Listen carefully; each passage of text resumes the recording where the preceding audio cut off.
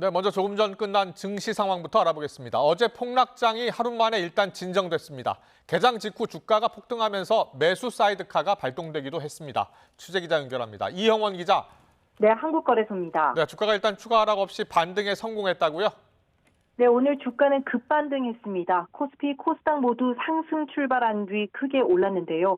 5% 넘게 폭등하면서 개장 6분 만에 매수 사이드카까지 발동됐습니다. 어제 폭락장에 매도 사이드카가 발동된 것과는 정반대 조치로 매수 호가 효력이 5분 동안 일시 정지됐는데요. 시장이 너무 과열되자 잠시 식힐 수 있는 시간을 준 겁니다. 코스피와 코스닥의 동반 매수 사이드카가 발동된 건 지난 2020년 6월 이후 4년여 만입니다. 사이드카 발동 이후에도 계속 오르던 주가는 오후 들어 진정세를 보였는데요.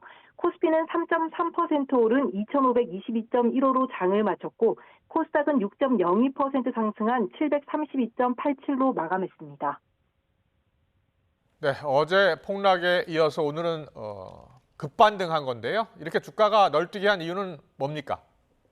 일단 어제 내림폭이 워낙 컸습니다. 코스피가 8%대, 하락폭으로 보면 230포인트 넘게 빠졌죠. 역대 최대 낙폭이었는데요. 코스닥도 무려 11% 넘게 빠지면서 하락률이 엄청났습니다. 시장 펀더멘틀에 비해서 과도하게 빠진 측면이 있다 보니 오늘은 개장과 동시에 저가 매수세가 몰린 것으로 분석됩니다. 특히 밤사이에 미국 경제 지표가 좋게 나온 것도 일부 영향을 미친 것으로 보입니다. 경기 확장을 가리키는 비제조업 지표가 나왔는데 시장 예상치에도 부합했습니다. 미국 경기 침체 우려를 모두 없애지 못했지만 공포 심리가 확산하는 건 막는 역할을 했다는 평가가 나오는데요. 이를 반영하듯 뉴욕 증시도 장 초반 폭락하다 비제조업 지표가 발표된 이후 낙폭이 줄었습니다. 3% 안팎으로 하락 마감했지만 낙폭이 더 커지지 않은데 우리 시장이 안도하면서 오늘 반등한 것으로 보입니다.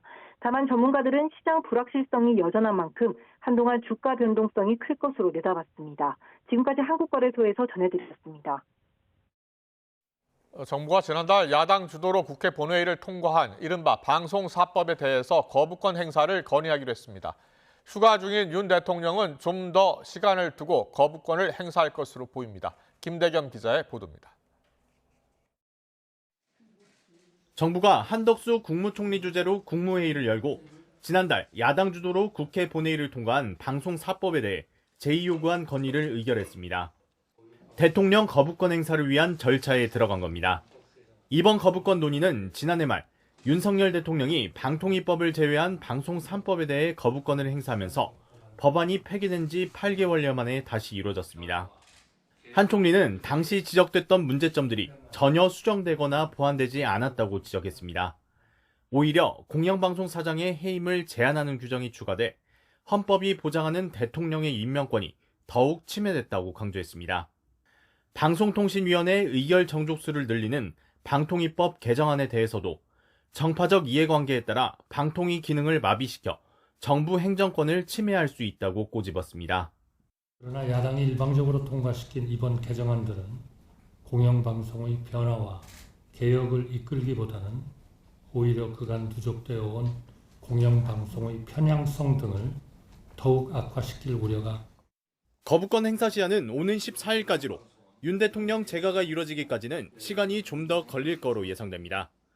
이와 관련해 대통령실 관계자는 대통령이 휴가 중이고 야당 주도로 헌정사상 유례없는 방통위 현장검증과 청문회 등이 추진되는 상황에서 곧바로 거부권을 행사할 필요가 있느냐는 의견이 있다고 설명했습니다.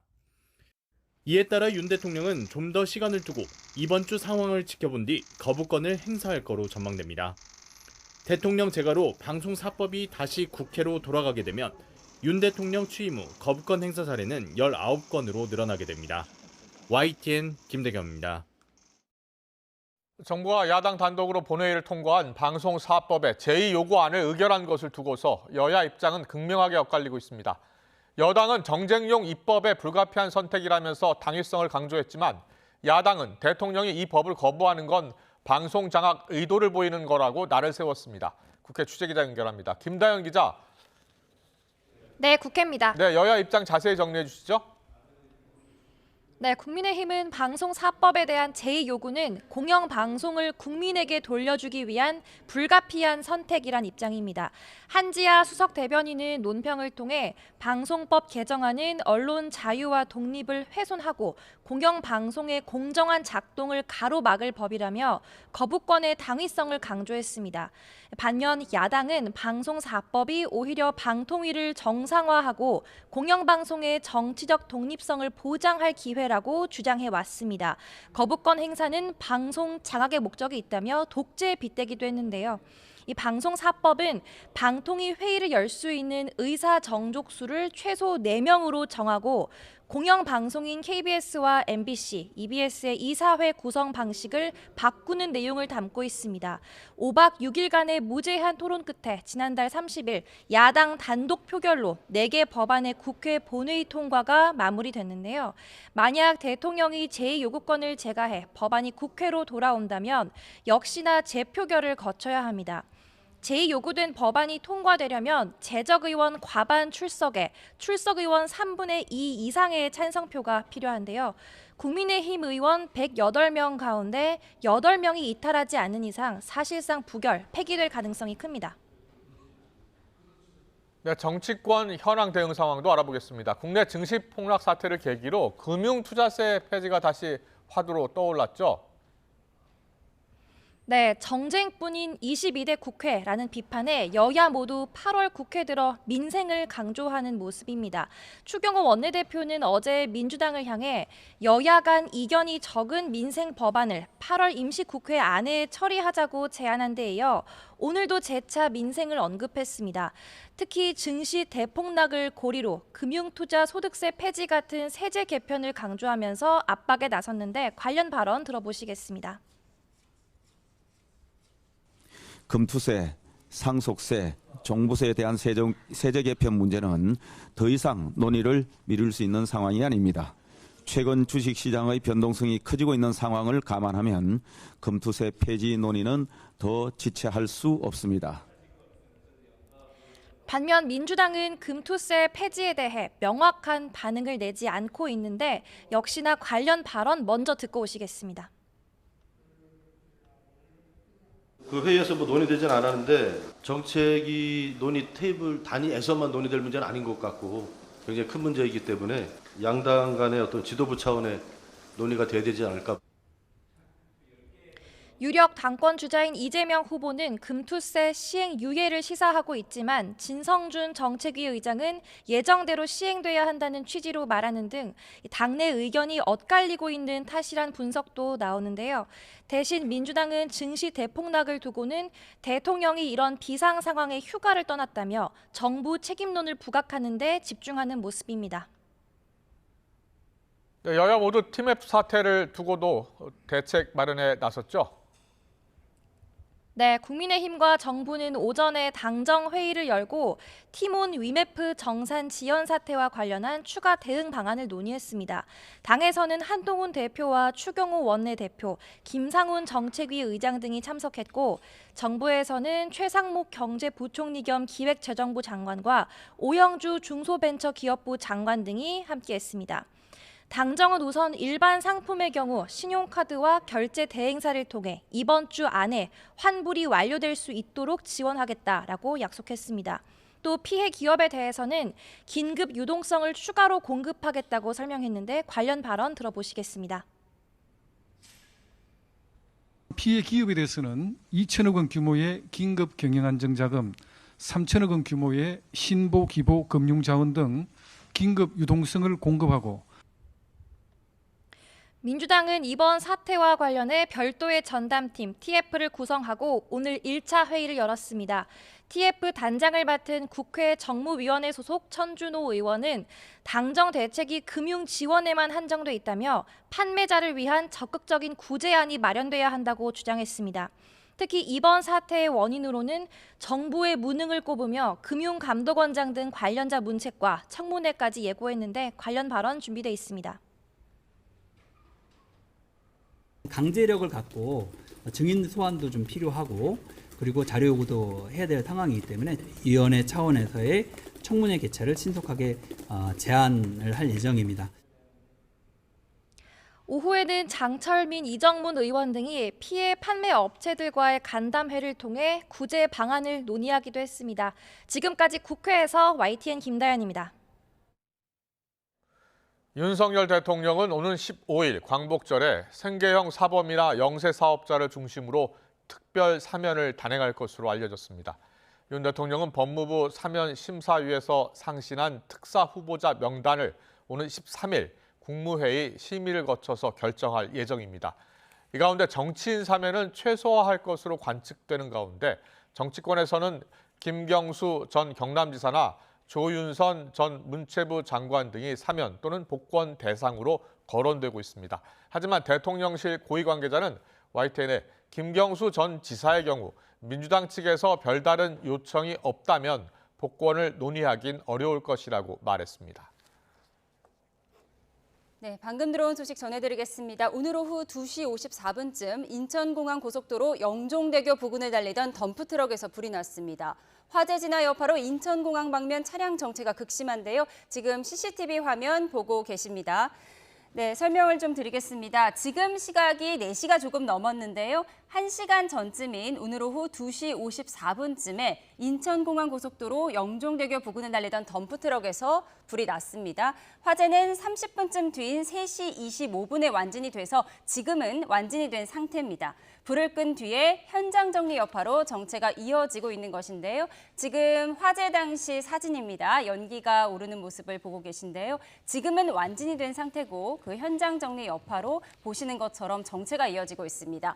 화면 뒤에서 앞으로 오는 방향이 인천공항으로 오는 방향인데요. 여름 휴가철 인천공항으로 가는 수요가 폭증하는 시기여서 정체가 더 극심한 것으로 보입니다. 인천공항으로 가시는 분들은 교통정보 확인하고 가시는 것이 좋겠는데요. 사고 당시 상황을 좀 설명을 드리도록 하겠습니다. 신고 내용은 트럭 바퀴에 불이 붙었다 이런 내용으로 신고가 됐고 불이 난 뒤 경찰이 출동했을 때는 운전자는 밖에 나와 있었다고 합니다. 다행히 부상자는 없었고 적재물도 없었다고 합니다. 트럭은 앞부분이 주로 탔다고 하고요. 화재 이후 1, 2차로는 통행을 했고 3, 4차로는 40분 정도 통제하다가 지금은 전 차선이 통행하는 상태입니다. 하지만 트럭이 아직 현장에 있고 현장 정리 여파로 인천공항 방면 도로는 여전히 정체된 상태입니다. 여름 휴가철이어서 공항 가시는 분들 많을 텐데요. 인천공항 가시는 분들은 교통정보 확인하고 가시는 것이 좋겠습니다. 더 자세한 소식은 들어오는 대로 전해드리도록 하겠습니다. 연일 극한 폭염이 이어지는 가운데 서울은 16일 연속 열대야가 나타나면서 이번 주말 사이 순위권에 들 가능성도 커졌습니다. 무더위와 함께 곳곳에서는 폭우 수준의 강한 소나기가 내리고 있어 주의가 필요합니다. 취재기자 연결해 폭염과 소나기 상황 알아보겠습니다. 김민경 기자. 네, 김민경입니다. 네, 서울은 16일 연속 열대야가 나타났는데요. 주말 사이에 순위권 가능성도 있다고요? 네, 서울은 지난달 21일부터 16일 연속으로 열대야가 나타났습니다. 특히 다음 주까지 열흘 이상 밤더위가 더 이어질 가능성이 커 주말 사이 서울은 열대야 연속 일수가 역대 순위권 안에 들 가능성이 있습니다. 지금까지 역대 열대야 연속 일수는 2018년이 26일로 1위, 1994년 24일이 2위, 2016년 21일이 3위를 기록하고 있습니다. 폭염의 기세도 강한데요. 어제까지 이틀째 수도권 일부 지역에서 40도에 육박하는 극한 폭염이 기록됐고 오늘도 폭염특보 속에 경주 36.3도, 정선 36.2도 등 35도 안팎의 강도 높은 무더위가 이어지고 있습니다. 특히 지난 4일 기준 온열 질환자가 사망자 14명을 포함해 1,690명으로 늘었는데요. 전일 대비 하루 만에 100명이나 증가한 수치입니다. 열대야가 장기화하고 극한 폭염으로 건강관리에 적신호가 켜지고 있는 만큼 무리한 야외 활동을 자제하고 어지럼증이 생기면 즉시 그늘에서 휴식을 취하는 것이 중요합니다. 네, 더위도 문제지만 최근 벼락을 동반해 소나기도 무척 강하게 쏟아지더라고요. 왜 그런 건가요? 네, 기온이 크게 오르면서 대기가 불안정해진 것이 원인입니다. 지금도 강원도 태백과 남부 산간, 경북 영양과 봉화, 북동 산간, 영남 양산에 호우 소나기주의보가 내려진 가운데 경북과 전북 일부에는 시간당 20mm 안팎의 다소 강한 소나기가 내리고 있는데요. 오늘도 밤까지 군데군데 강한 소나기가 요란하게 내릴 걸로 예상됩니다. 어제도 오후 한때 전남 무안에서 시간당 102mm의 물폭탄급 강한 소나기가 쏟아졌는데요. 기온이 높아지면서 대기 불안정 강도가 세진 데다 북서쪽의 건조 공기와 남쪽 습한 공기 사이에서 성질이 다른 두 공기가 충돌해 매우 강력한 호우구름이 만들어지고 있습니다. 오늘도 경기 동부와 강원, 충남 서해안과 영남에는 최고 80mm, 전국 대부분 지역에서 5에서 60mm의 소나기가 예상되는데요. 특히 강원도와 남부를 중심으로는 시간당 30에서 50mm의 강한 소나기가 집중되겠습니다. 소나기의 특징이 좁은 지역에 매우 강하게 쏟아지는 건데요. 휴가철 계곡과 강가 고립 등 인명사고가 우려되는 만큼 비가 쏟아지기 시작하면 즉시 철수하는 등 각별한 주의가 필요합니다.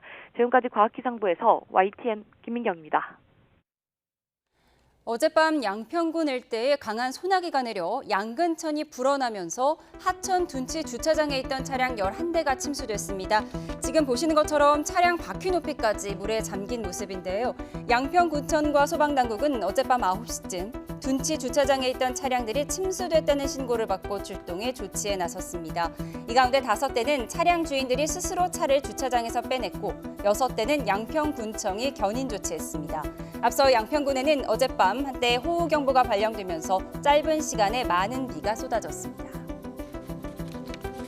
최근 10여 년 동안 오전 시간대 온열 질환자 증가율이 낮 동안 발생한 환자 증가율의 2배를 웃돌았습니다. 질병관리청의 온열 질환 응급실 감시 체계를 보면 오전 6시에서 10시에 발생한 환자는 2011년 20명에서 지난해 265명으로 급증했습니다. 이보다 이른 오전인 0시에서 6시 사이 발생한 환자는 900% 넘게 증가했습니다.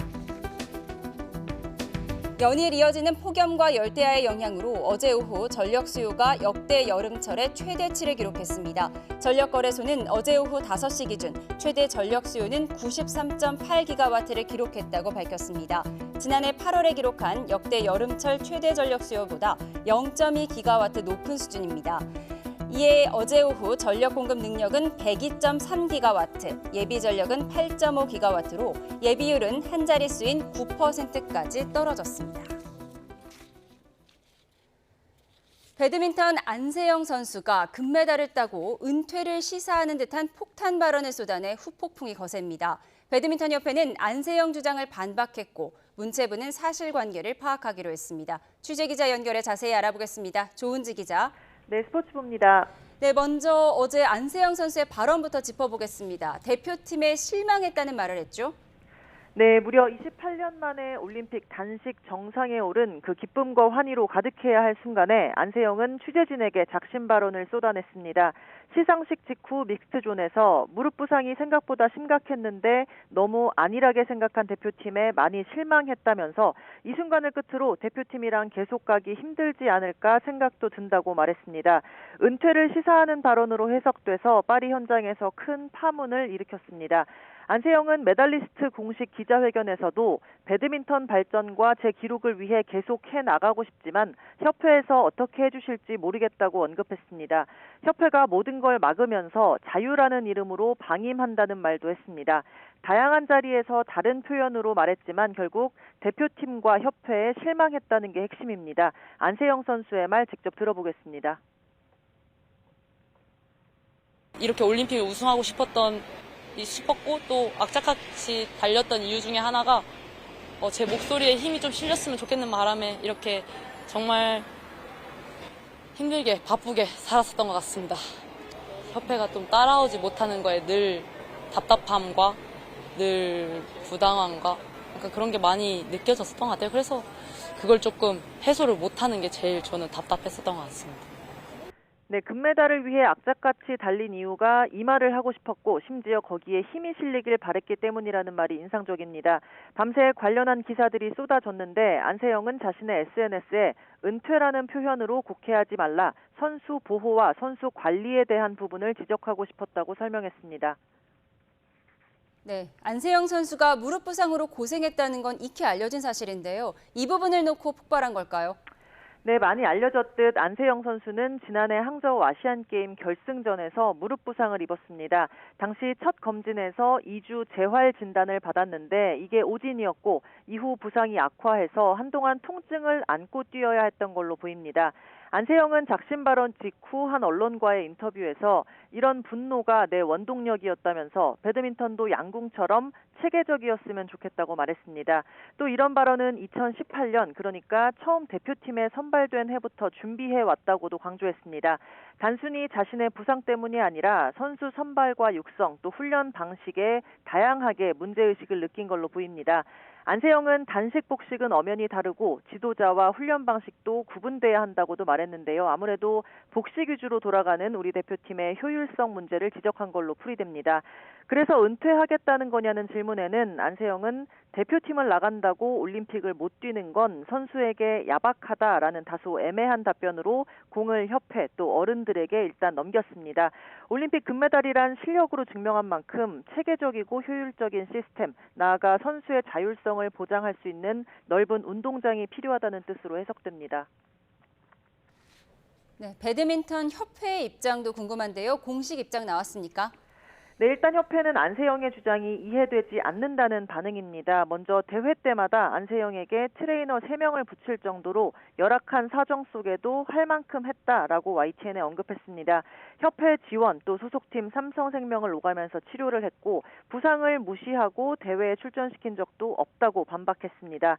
또 대표팀은 요넥스의 후원을 받고 있기 때문에 다른 스폰서는 둘 수 없다는 설명도 곁들였습니다. 정부도 이번 사태를 들여다볼 계획입니다. 문화체육관광부는 올림픽을 마치는 대로 정확한 사실관계를 파악하겠다는 보도자료를 배포했습니다. 배드민턴뿐만 아니라 다른 종목도 이런 문제가 있는지 전반적으로 들여다볼 계획입니다. 지금까지 스포츠부에서 YTN 조은지입니다.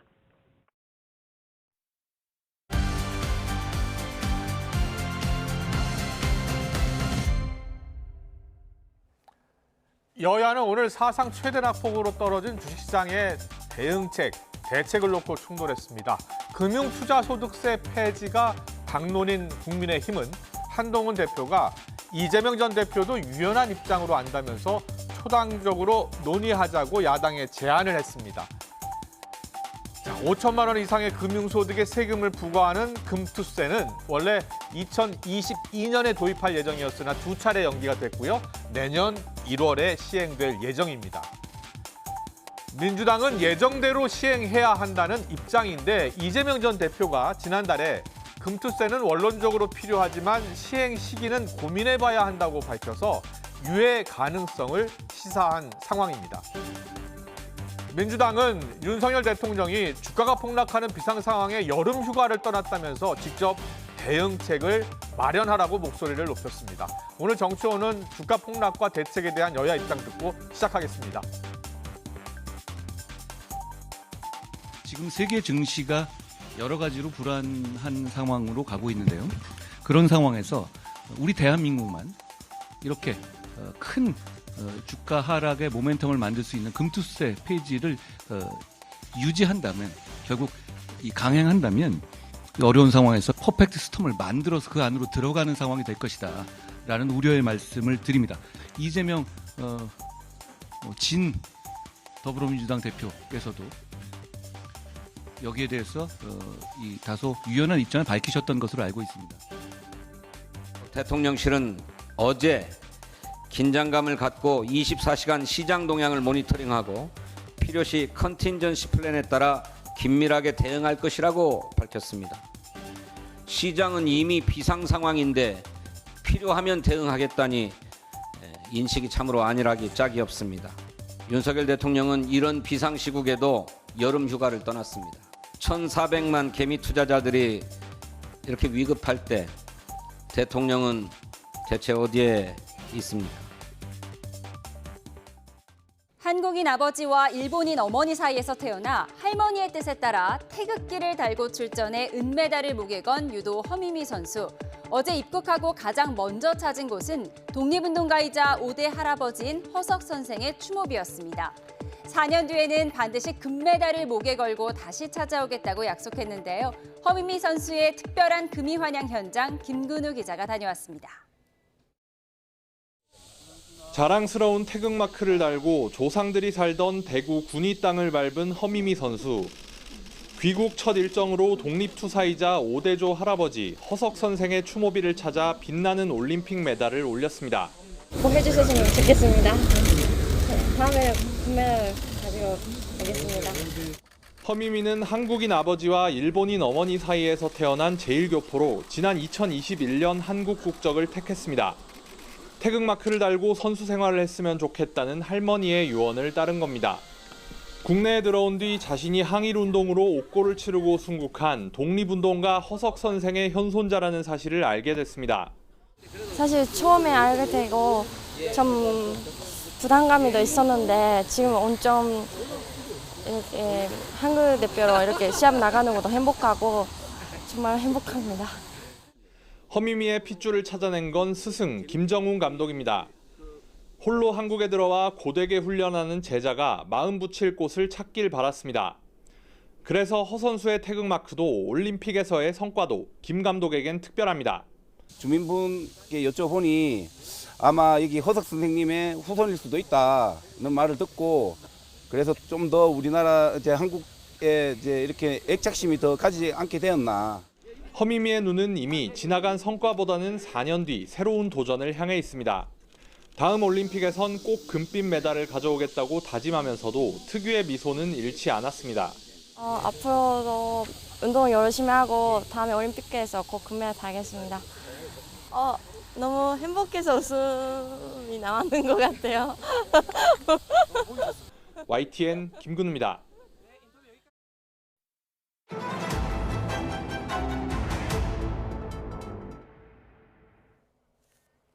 앞서 뉴스 속보로 전해드렸는데요. 인천공항 고속도로 영종대교 부근을 달리던 대형 화물차에서 불이 났습니다. 다행히 인명피해는 없었지만 화재 진화 여파로 인천공항 방면 정체가 극심합니다. 취재기자 연결해 알아보겠습니다. 신규혜 기자. 네, 신규혜입니다. 네, 지금은 교통 정체가 어느 정도 풀렸습니까? 예, CCTV 화면 보면서 말씀드리겠습니다. 지금 보시는 화면은 현재 인천공항 고속도로 CCTV 영상입니다. 인천공항 고속도로 영종대교 부근 인천공항 방면으로 차량 정체가 극심한 걸 볼 수 있는데요. 차들이 거의 멈춰 서 있는 상황입니다. 화면 오른쪽 도로에는 화재 사고가 있었던 차선을 피해가라는 안내판이 서 있는데요. 직진하는 차량과 차선을 바꾸려는 차들이 뒤엉켜서 도로가 꽉 막힌 모습을 볼 수 있습니다. 오늘 오후 2시 54분쯤 인천공항 고속도로 영종대교 부근에서 공항 방면으로 향하던 25톤 화물차에 불이 났습니다. 불은 운전석 등 차량 앞부분을 거의 태우고 30분 만에 꺼졌습니다. 소방과 경찰이 현장에 출동했을 때 운전자는 차 밖으로 빠져나와 있었고 다행히 인명피해는 없었습니다. 차에 실려있던 물건이 없었던 상태라 추가 피해도 없었습니다. 당시 운전자는 영종대교를 지나다가 타이어에 구멍이 났다는 걸 알고 차량을 갓길로 이동시키고 있었는데 경찰과 소방은 이 과정에서 타이어와 도로 아스팔트 마찰열 때문에 불이 난 것으로 보고 있습니다. 경찰은 화재 신고가 들어온 직후 영종대교 공항 방면 4개 차로 가운데 2개 차로를 통제했다가 40분 만에 풀었는데요. 아직 불이 났던 차량이 치워지지 않아서 정체가 계속되는 상황입니다. 인천공항 방문하시는 분들은 실시간 교통 상황 수시로 확인하셔서 일정에 지장 없도록 하셔야겠습니다.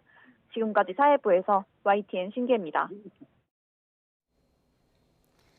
외국인 가사관리사 시범 사업에 참여하는 필리핀 가사관리사 100명이 오늘 한국 땅을 밟았습니다. 780시간 이상 아이와 노인 돌봄에 대한 교육을 이수한 케어 기버라는 자격증을 갖춘 사람들인데요. 한국과 필리핀 양국이 합의한 주 업무는 아이 돌봄으로 요리나 청소 같은 업무는 지시할 수 없습니다. 우리나라 사람과 똑같이 최저임금을 적용해 하루 4시간 기준 한 달에 119만 원, 8시간으로 계약하면 238만 원을 받게 됩니다. 업무에 비해서 임금이 높게 책정된 것 아니냐는 실효성 논란이 일었는데요. 그래도 영어에 능통하다는 장점 덕분에 신청 경쟁률이 4대 1을 넘겼는데 각종 논란을 딛고 순항할 수 있을지 주목됩니다. 차정윤 기자가 보도합니다. 필리핀을 상징하는 파란색 옷을 입은 여성들이 인천국제공항 입국장에 들어섭니다. 취재진을 보고 반갑게 손흔 드는 이들은 서울시와 정부가 돌봄 공백 완화를 위해 추진한 외국인 가사 관리사, 필리핀 여성 100명입니다. 필리핀 정부가 인증한 돌봄 노동자 자격증을 따고 한국어 공부도 하며 입국을 준비했습니다. 합격했을 때, 처음 들었을 때 많이 놀랐습니다. 부러워했다. 한국 문화를 즐기고 한국 친구를 많이 사귀고 싶습니다. 고용 허가자로 입국한 이른바 필리핀 이모들은 앞으로 4주 동안 직무 교육을 거쳐 다음 달 각 가정에서 돌봄 업무와 아이 옷 입히기, 목욕과 같이 아이와 관련된 집안일을 돕게 됩니다. 문제는 만만치 않은 비용입니다.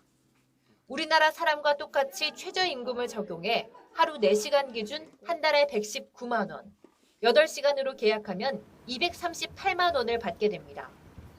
홍콩이나 싱가포르에서 같은 일을 할 때 받는 급여보다 최고 배 이상 많이 받게 되는 건데 정작 우리나라 서민 가정에는 부담되는 금액이라는 지적입니다.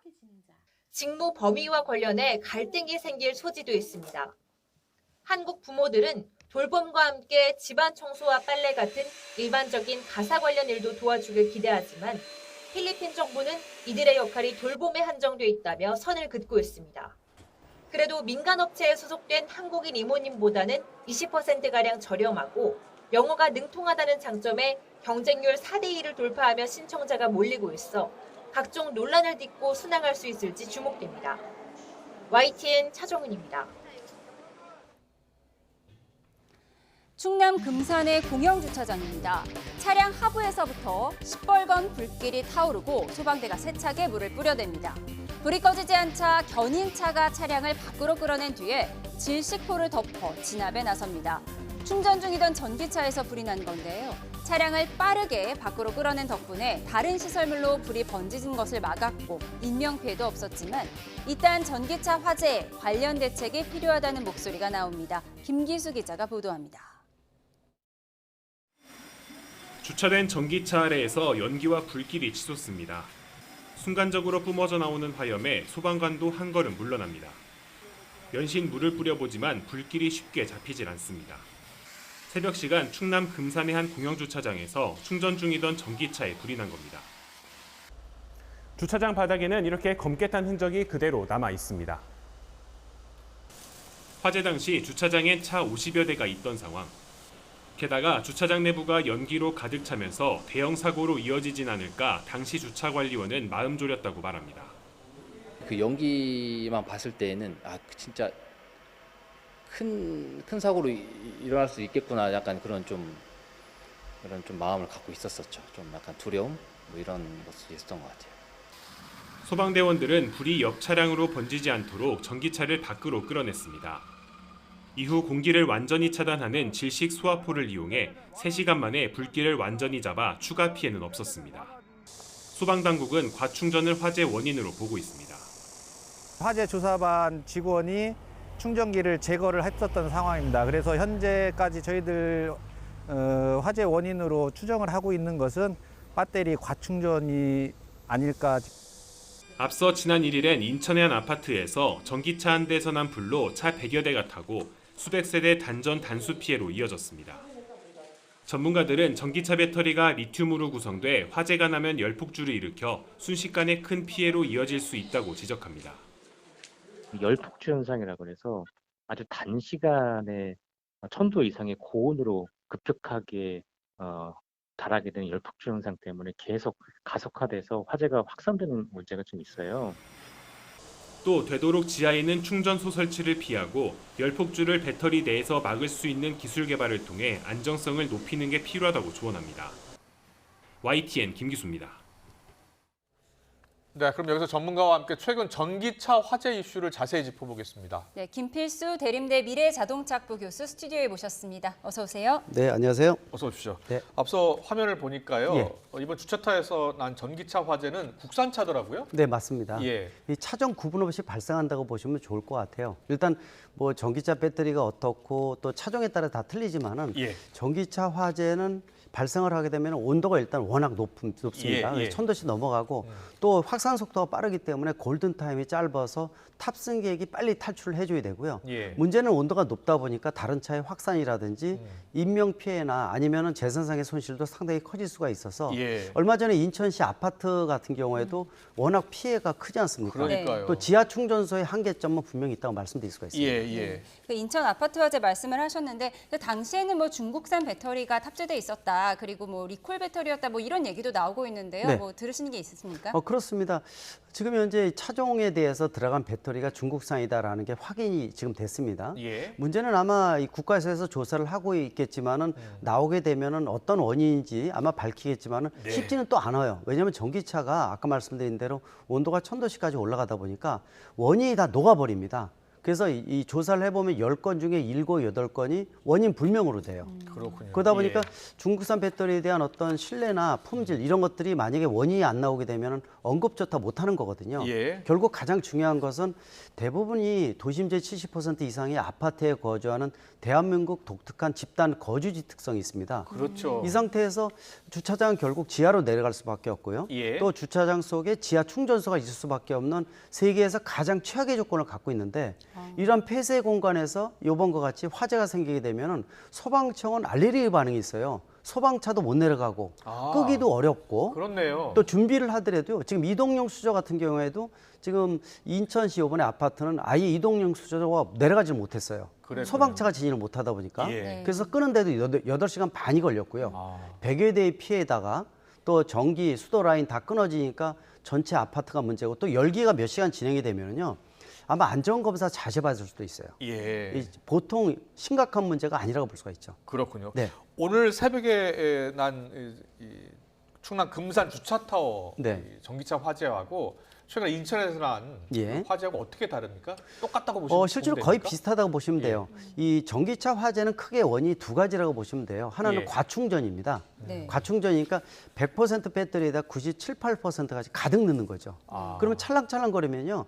이게 완전 과충전된 상태에서 이 일반 주차장이 2, 3일 후에 불나기도 하고 하루 예. 후에 불나기도 해요. 예. 그래서 이번에 불난 게 특이한 게 아닙니다. 그렇게 날 수도 있고 그다음에 충전 중에 불나는 장면이 있는데 충전 중에 불나는 것은 충전기가 문제가 있는 게 아니라 충전이 다 끝났는데 차주가 케이블을 안 뽑은 경우가 거의 대부분이라는 거예요. 그렇군요. 예, 그래서 예.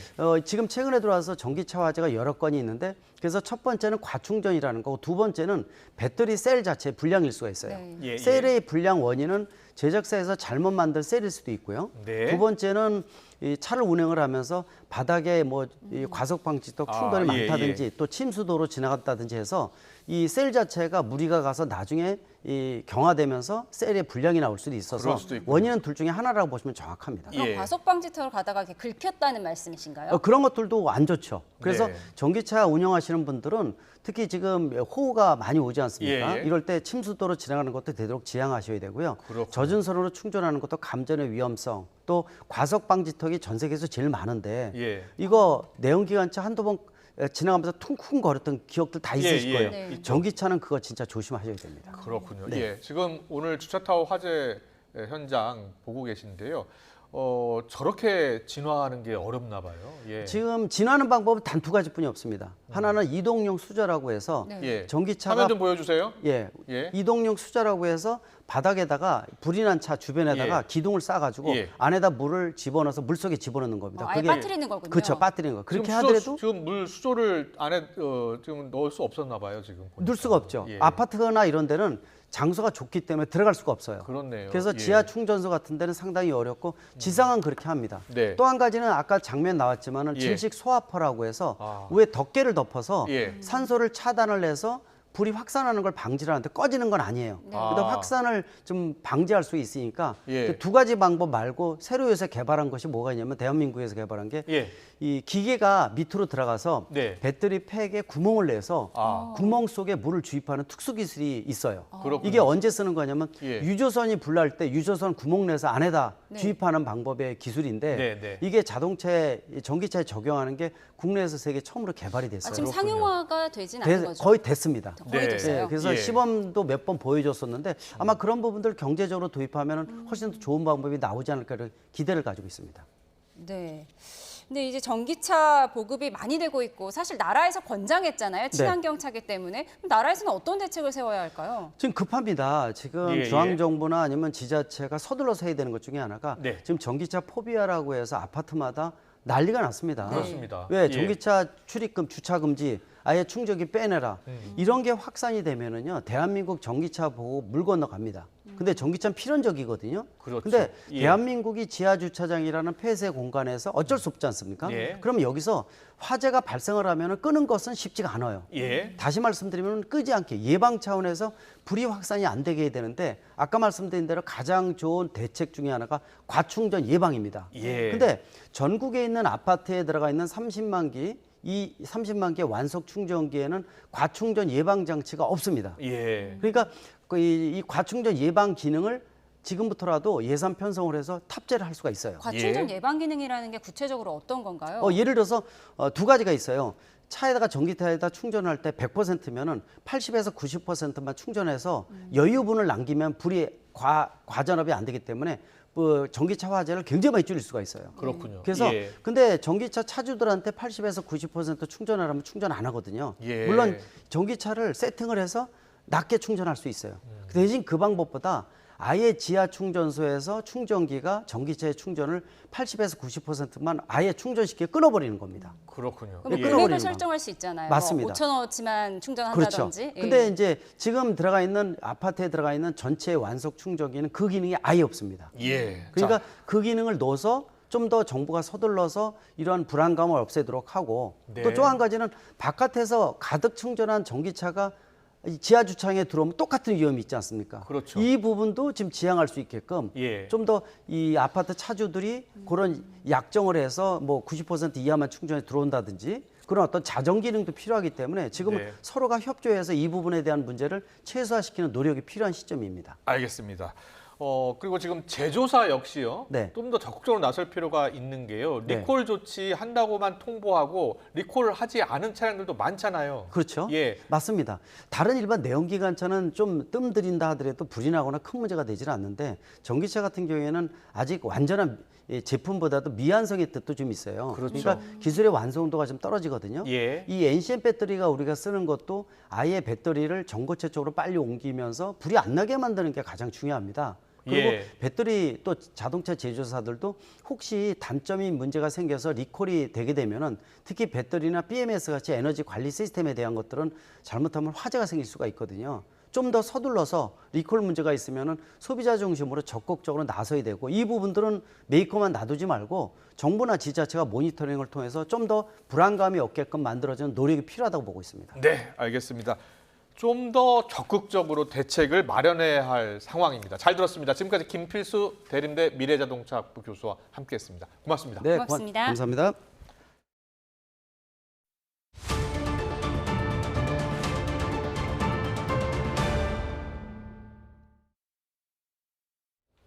네, 국제사회의 적극적인 중재 노력에도 불구하고 이란은 이스라엘에 대한 보복 공격 의지를 거듭 밝히고 있습니다. 이스라엘도 선제 공격까지 운운하고 있어서 이제 그 시기가 언제인가에 대해 국제사회 이목이 쏠리고 있습니다. 권영희 기자입니다. 당장 이스라엘에 대한 보복 공격에 나설 것 같았던 이란이 잠시 숨고르기에 들어갔습니다. 이란은 이슬람권 57개국이 속해 있는 이슬람 협력기구에 긴급 회의를 요청했습니다. 현지 시간 7일 사우디아라비아 제다에서 열립니다. 이란의 주권을 침해한 이스라엘 규탄이 안건입니다. 이란의 보복에 정당성을 부여할지 자제를 촉구하는 공감대가 형성될지 아직 알 수 없습니다. 그러나 이란이 가만히 있지 않을 것은 분명합니다. Anybody who tells you they know exactly what the response is going to look like is lying to you. But there will be a response. There's no question about that. 유력한 보복 날짜로는 유대교 명절 티샤 베아브 기간이 꼽힙니다. 오는 12일과 13일입니다. 예루살렘 성전이 신바빌로니아 제국에 파괴된 사건을 애도하는 명절입니다. 지난 4월 이스라엘이 시리아 이란 영사관을 폭격했을 때는 12일 만에 보복 공습했습니다. باز هم خواهند کشید خواهند یافت کی کجا چگونه مبهم است. 국제사회는 확전을 막기 위한 총력 외교전을 벌이고 있습니다.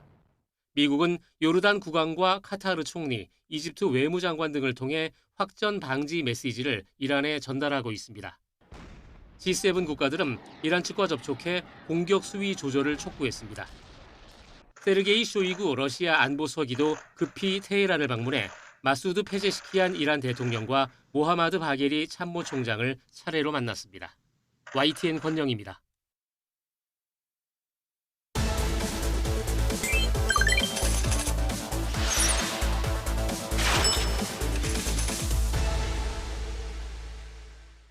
네, 경제 이슈 친절하게 풀어드리는 경제픽 시작하겠습니다. 황보혜경 기자와 함께합니다. 어서 오세요. 안녕하세요. 네, 오늘 첫 주제 영상으로 만나보겠습니다.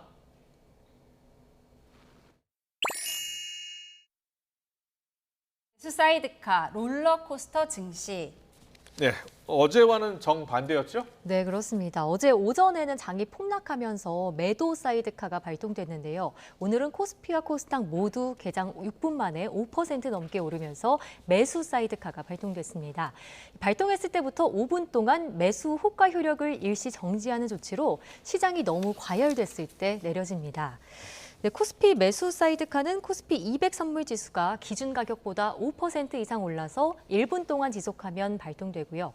또 코스닥 매수 사이드카는 코스닥 150 선물이 6% 이상, 또 코스닥 150 지수가 3% 이상 올라 1분 동안 계속되면 발동됩니다. 이 코스피와 코스닥에서 함께 매수 사이드카가 발동한 것은 지난 2020년 6월 16일 이후 4년 2개월 만입니다. 네, 그리고 또 오늘 코스피는요, 어제보다 3%대 상승한 2,522.15에 거래를 마쳤고요. 코스닥은 6% 반등하면서 700선대를 되찾았습니다. 네, 어제는 뭐 바닥을 모를 것 같더니 네. 하루 만에 급반등한 건데 이유가 뭔가요? 일단 어제 내림폭이 좀 이례적이었다 이런 관측이 지배적이었기 때문입니다. 또 어제 코스피는 8%대 역대 최대 하락폭을 보였고 코스닥도 무려 11% 넘게 빠졌죠. 미국의 경기 침체 전망과 또 미국 빅테크 기업들의 실적 악화 등 해외발 충격이 국내 주식시장까지 영향을 미쳤습니다. 하지만 너무 과도하게 국내 증시가 빠졌다 보니 오늘 장이 열리자마자 저가 매수세가 몰린 것으로 분석이 됩니다. 또 오늘 새벽 발표된 미국 서비스업 지표가 예상에 부합하면서 미국 경기의 불확실성이 일부라도 해소된 점이 영향을 미쳤습니다. 전문가들은 엔화 강세가 진정된 점도 주가 반등에 도움이 됐다고 말하는데요. 무슨 얘기인지 목소리를 들어보시죠. 우리나라 주가 급락의 요인 중에 하나로 지목이 되고 있는 엔달러 환율의 하락, 즉 엔화 가치 강세 부분이 엔달러 환율 145엔 수준에서 일단 하락을 멈췄기 때문에 엔화 가치 급변동에 따른 외국인 매도 급증 이런 부분들이 우려감이 좀 진정이 되면서 주가 반등이 가능했다라고 볼 수 있을 것 같습니다. 네, 다만 미국 경기 침체 우려가 사라지기 전까지는 국내 증시 변동성은 당분간 계속될 것으로 보입니다. 또 이스라엘과 이란 간 전운이 고조되는 점도 증시에 계속 부담으로 작용할 전망입니다. 네, 잘 들었습니다. 두 번째 키워드 볼까요? 네, 영상으로 만나보겠습니다.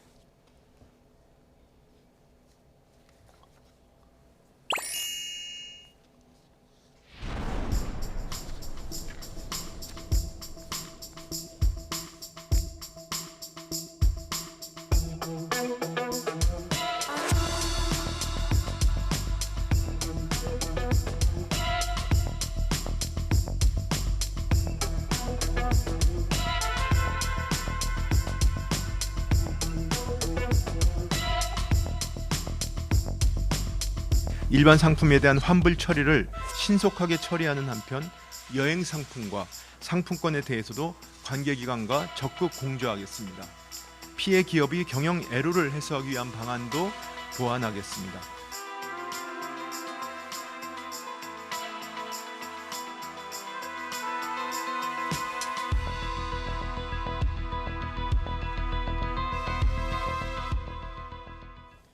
네.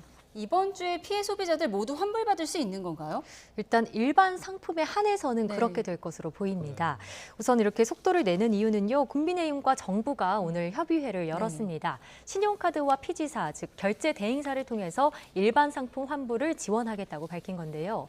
그동안 40일에서 60일에 달하는 이 불합리한 정산 주기도 단축하기로 했습니다. 최상목 경제부총리의 말을 직접 들어보시겠습니다. 이커머스에 대해서는 정산 기한을 도입하는 한편 판매 대금 별도 관리 의무를 신설하겠습니다. 피지사의 등록 요건과 경영 지도 기준을 강화하고 미충족 시 제재할 수 있도록 법적 근거를 마련하겠습니다. 이번 사태와 같은 상품권 문제를 원천 방지하기 위해 선불 충전금도 100% 별도 관리하겠습니다. 일반 상품을 산 피해 소비자들은 환불받을 수 있는 것이고요. 네. 여행 상품, 상품권 구입했던 그런 피해자들은 어떻게 됩니까? 네, 사실 많은 피해가 몰린 게 여행 상품이나 네. 상품권인데요. 아직도 환불 여부가 불투명합니다. 이 때문에 오늘도 서울 여의도 금융감독원 앞에 일부 피해자들이 모였습니다. 우산 시위를 벌였는데요. 피해자의 목소리 들어보시죠. 여행 결제를 했는데 1,270만 원이에요.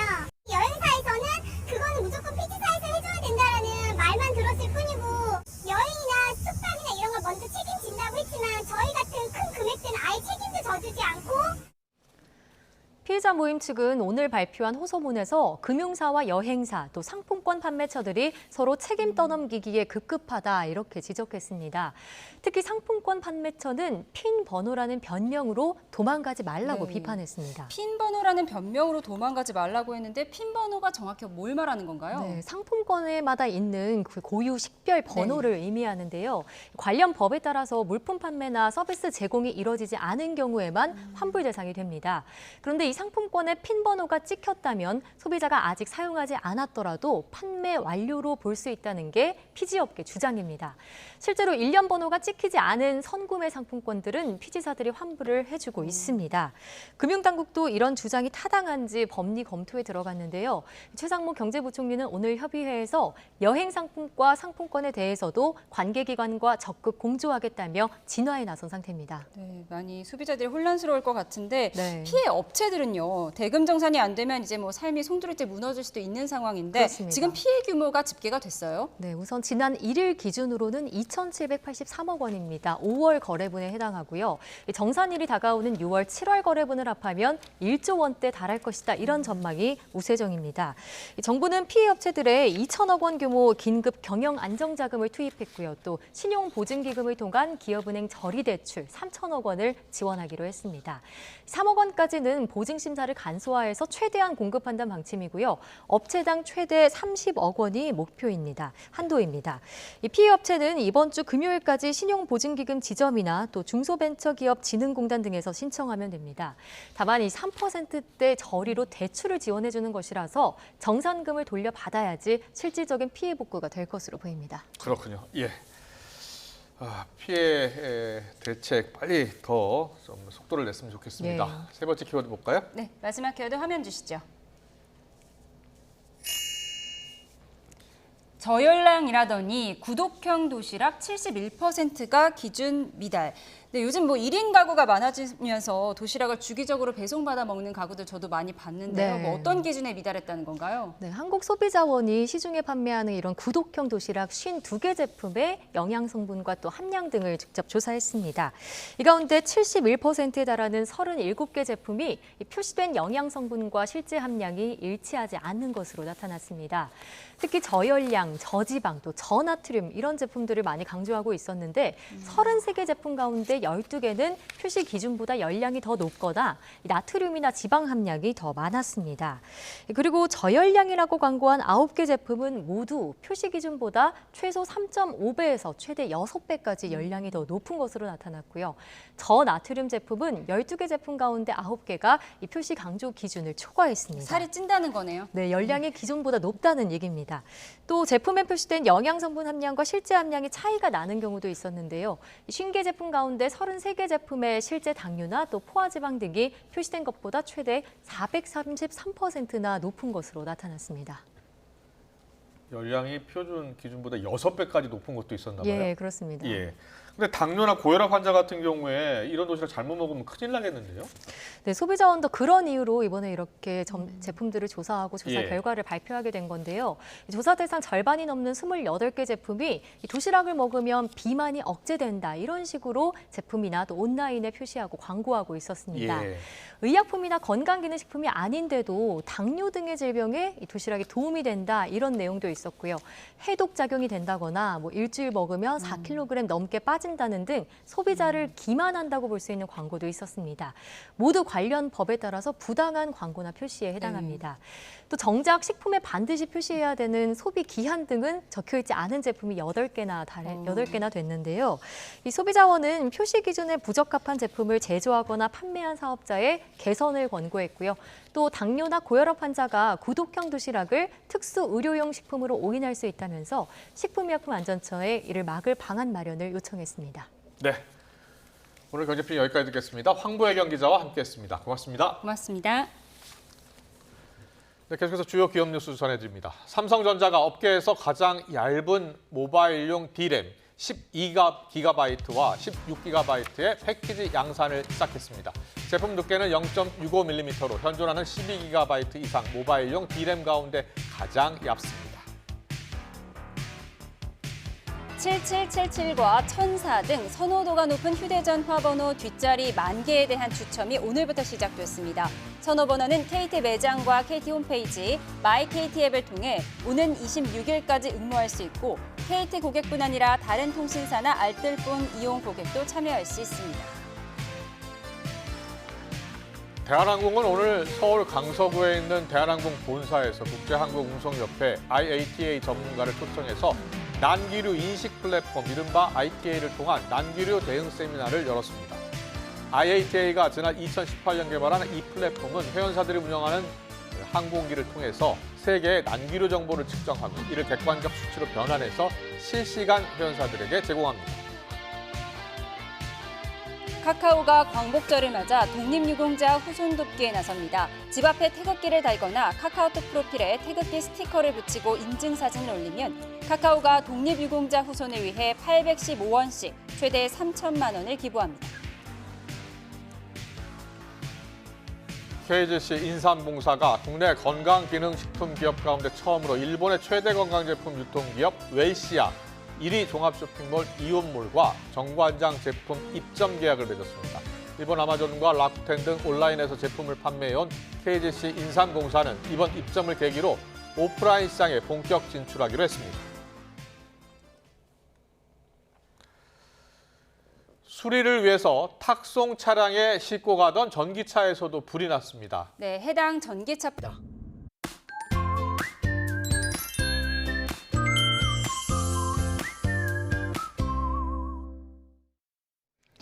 오늘도 낮 동안 그야말로 찜통이었죠. 치솟은 기온에 곳곳에는 소나기 구름이 만들어졌습니다.